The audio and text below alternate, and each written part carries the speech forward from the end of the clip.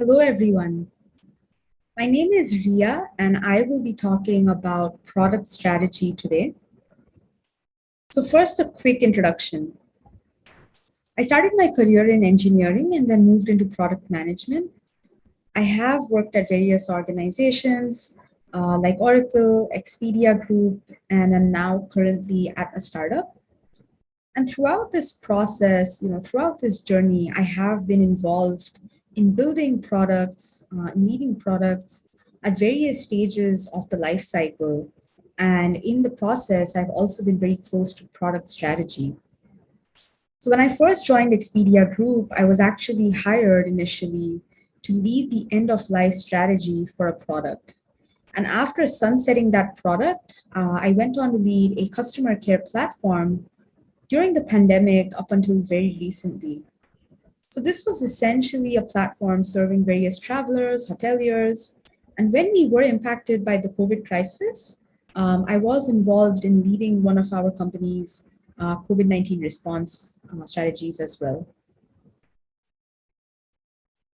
So throughout this process, I've learned a little bit about things that have worked for me.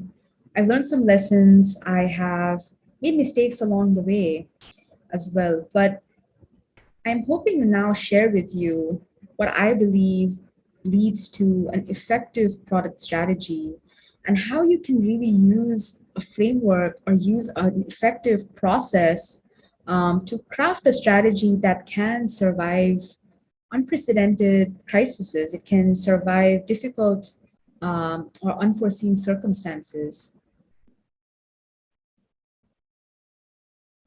So let's pause here for a minute. If you go back to the pandemic, the start of the pandemic, and if you think about the first few months when we were really seeing the impact to business, impact to product, what are some of the areas that we saw get impacted? Well, to start with, we've seen changes in terms of bookings, conversion.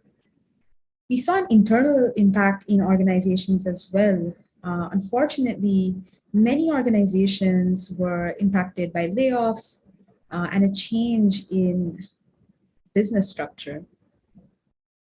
We've also seen supply chain impact, and that's created difficulties on many levels, especially more so because we are now very global organizations and we're very interconnected and very dependent on each other. We saw impact to user safety and the way that customers really needed customer care and support. For example, in our business at Expedia Group, being in the travel business, we really saw a lot of unique situations that were due to the pandemic.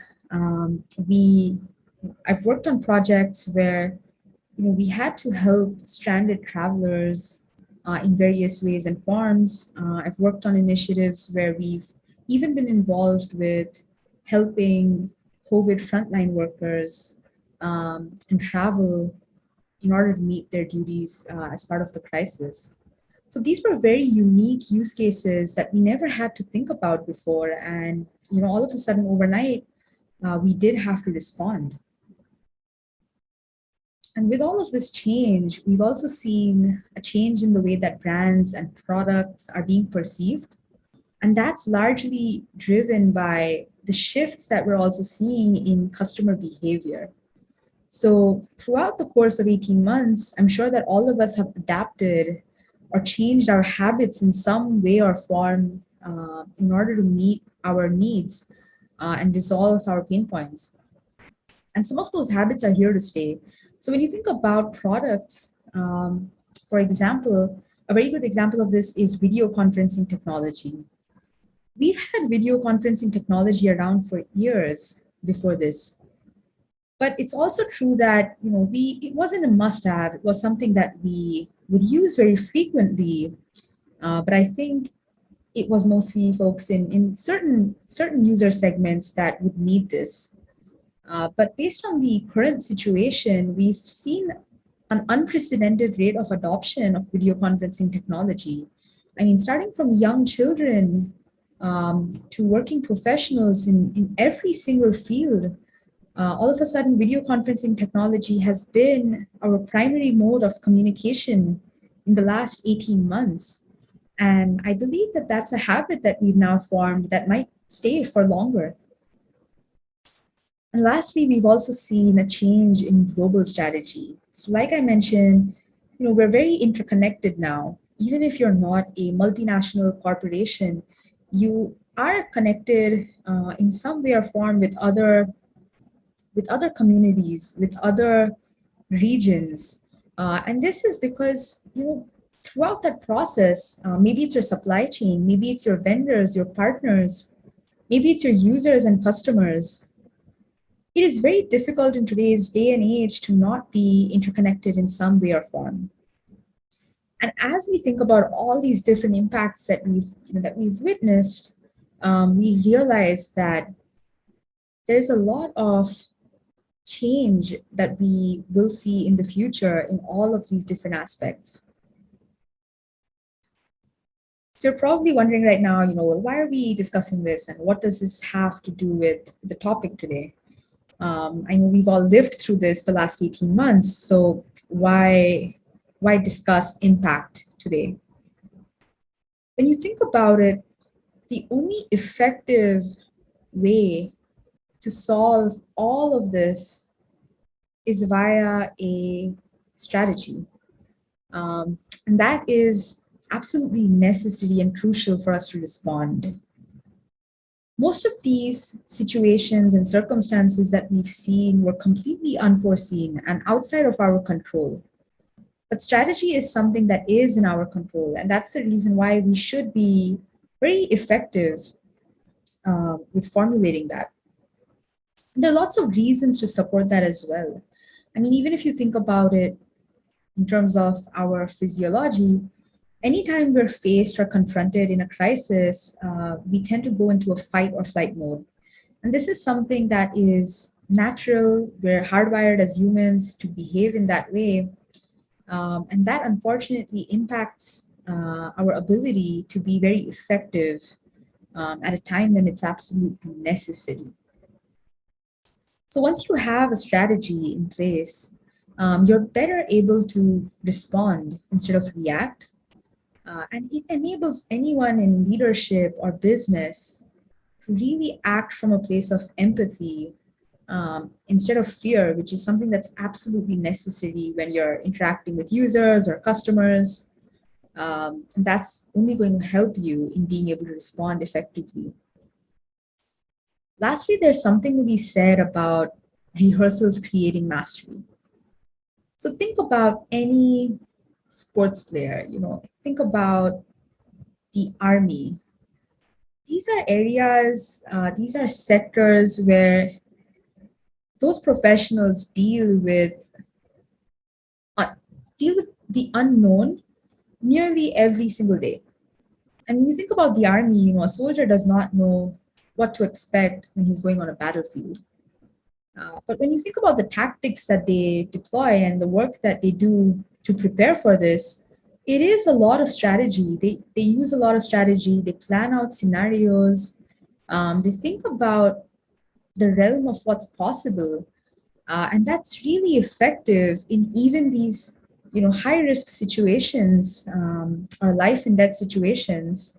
So there's a takeaway for us from that as well, which is even in any unforeseen circumstance, having a strategy in place better equips us to respond.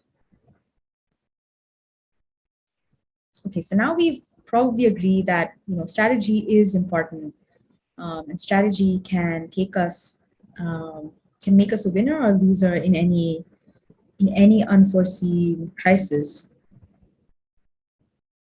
But what is a good strategy, and how do we decide if we're on the right path? Well, firstly, a good strategy is unbiased. It acknowledges the unknowns, and that's absolutely essential. Because if you think about it, any crisis brings a lot of unknowns into the equation. And if you've only formed your strategy based on your limited experience or on, with various biases, you aren't really prepared.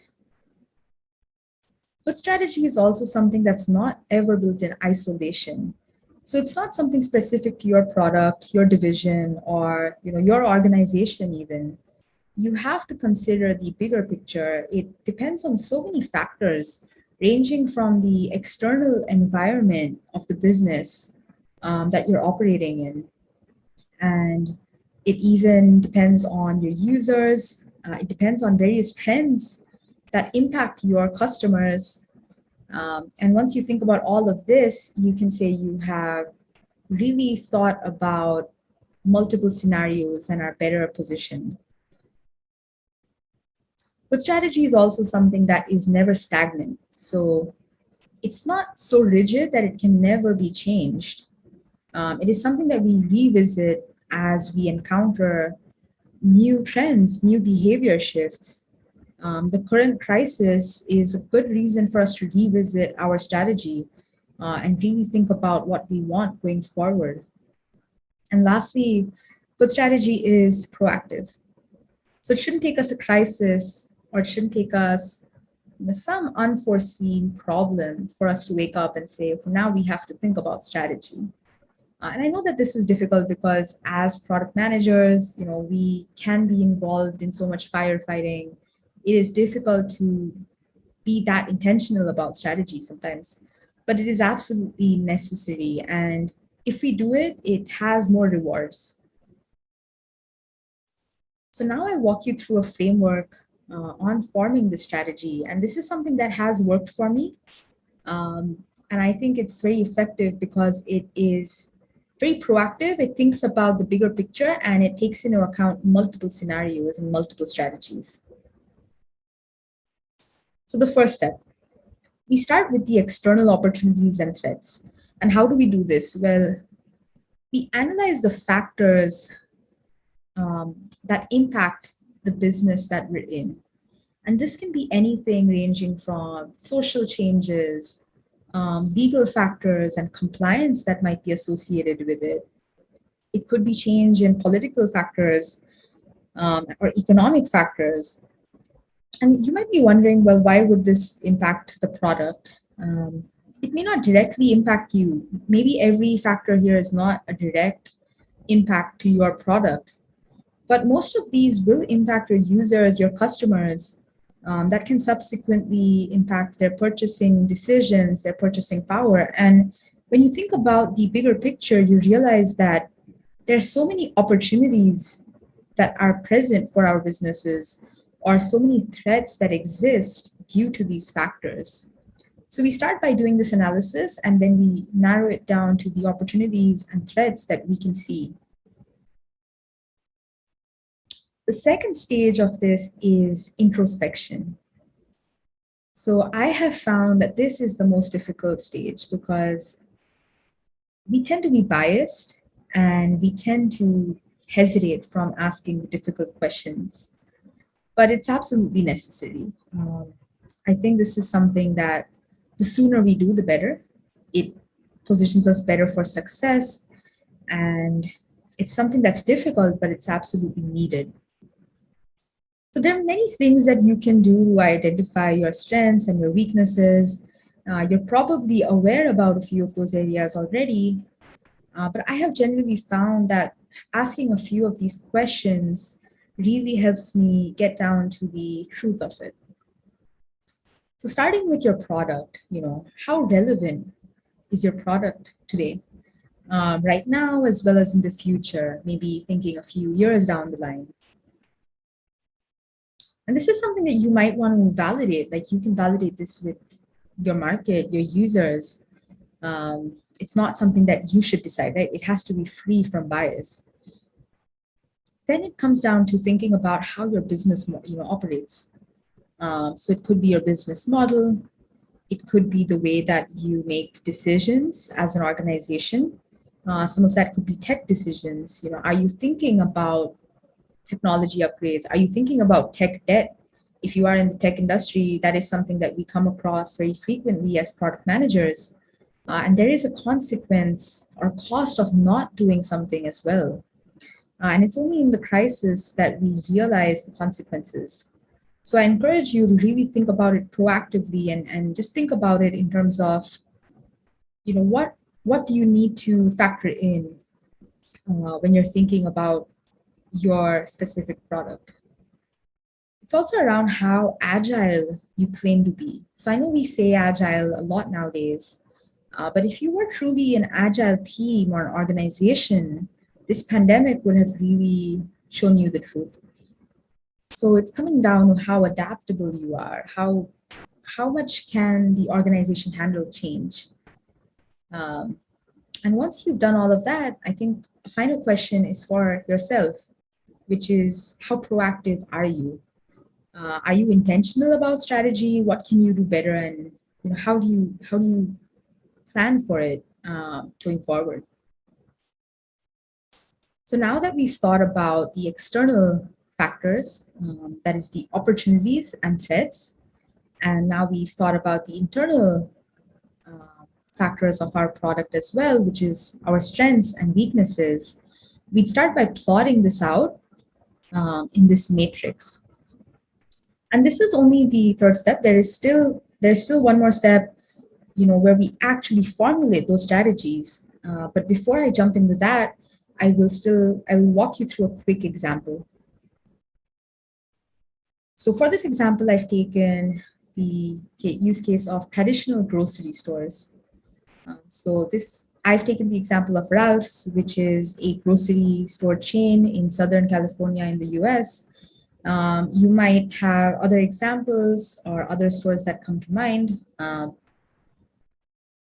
So when you think about the opportunities and threats, I believe that the opportunities and threats have a lot to do with e-commerce, online grocery, because these are primarily the key competitors for this business today.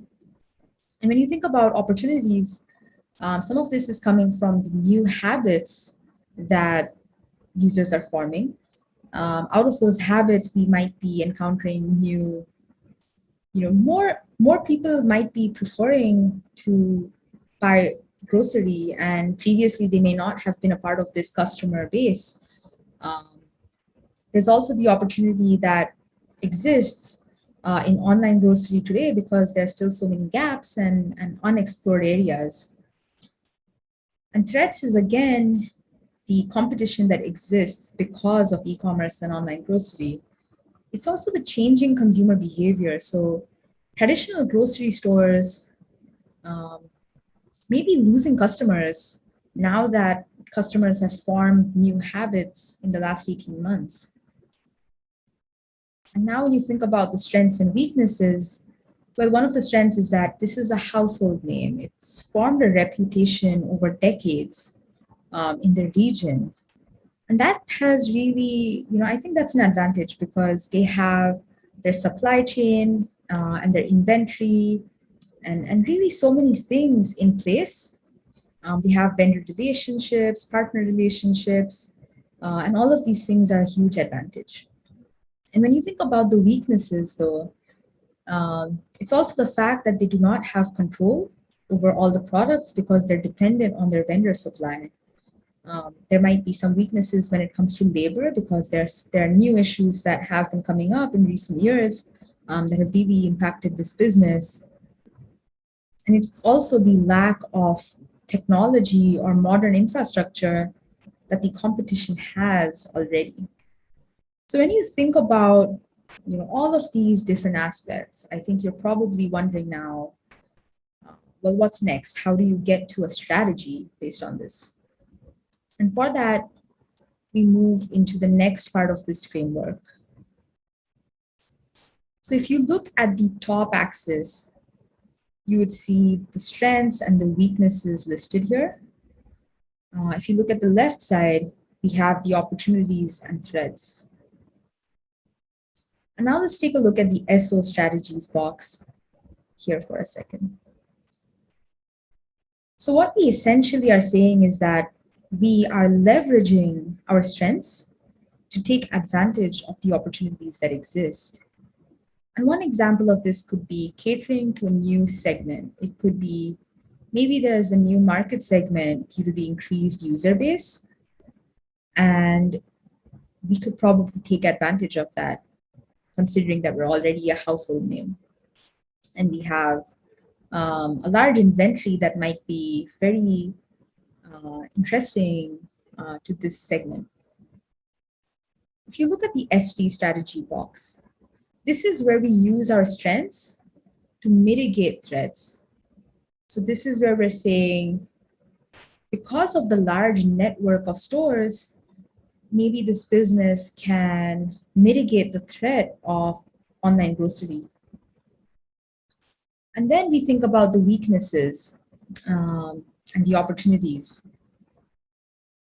Whenever we have these weaknesses, these are essentially missed opportunities that we're not taking full advantage of.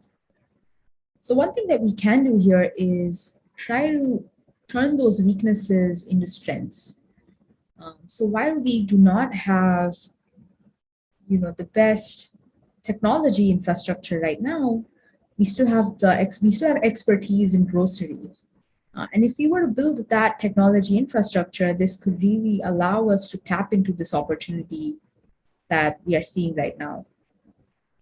And lastly, if you think about the last box here, which is the WT strategy section, this is, one recommendation could be to invest in the space to really tackle these threats, because technology competition is something that traditional grocery stores ideally should not be ignoring.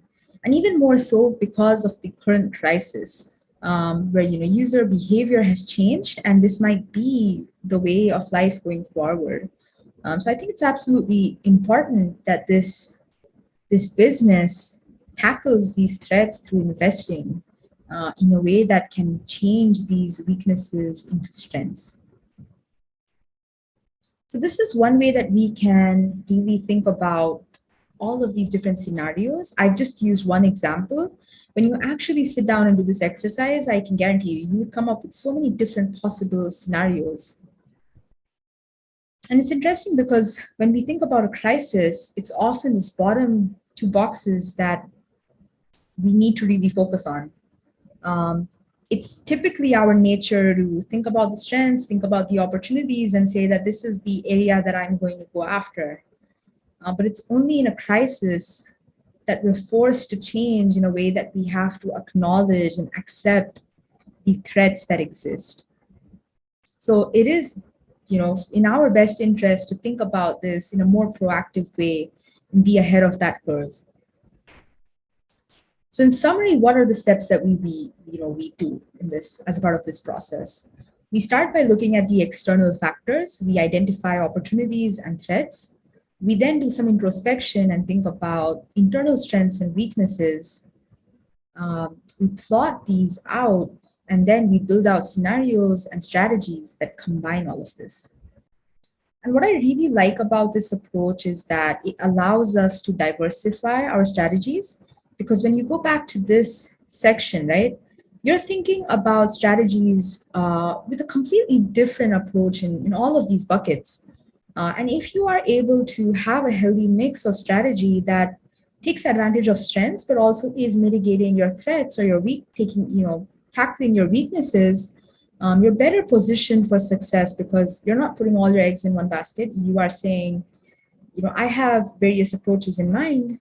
And once you're faced with a crisis or a situation that you didn't anticipate, you can accordingly pick the strategy that works best for you. And you've laid down the groundwork to get yourself started on that.